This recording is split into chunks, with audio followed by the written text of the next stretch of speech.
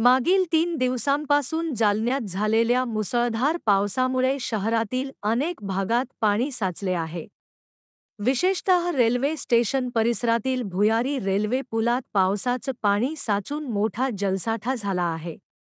हे पाणी थेट कमरेपर्यंत साचलेलं असून दुचाकी चालकांचे मोठे हाल सुरू आहेत।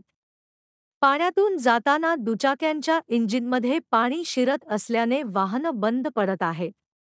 अपंग नागरिकांनाही या मार्गातून जाणं अतिशय कठीण झालं आहे।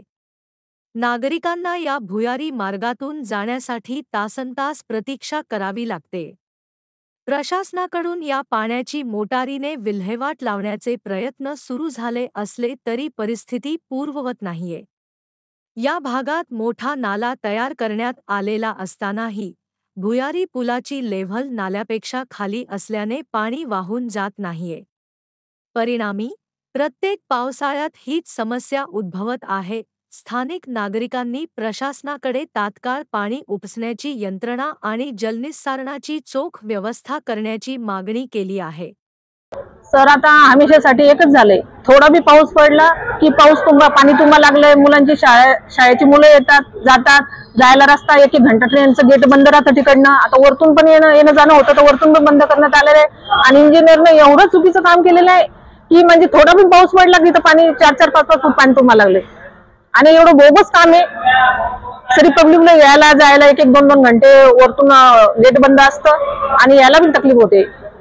मागणी काय मागणी ती तर बाबा परिषदेनं थोडं लक्ष द्यावं इकडे। हमेशासाठी झालं नाही, थोडा पाऊस पडला तर पाणी तुम्हाला लागलं, 1-2 घंटे थांबायला लागले। शाळेची मुलं रिक्षा कुठून जाणार आहे?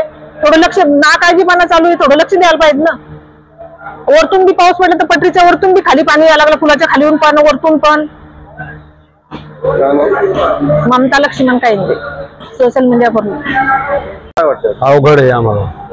अवघड आहे म्हणजे आम्ही जातो ना, गाड्या बंद पडतात आमच्या काय, आणि त्याच्यामुळे आता ते गाडी माझी बंद पडलेली अर्ध्या तासापासून मी झोप आहे।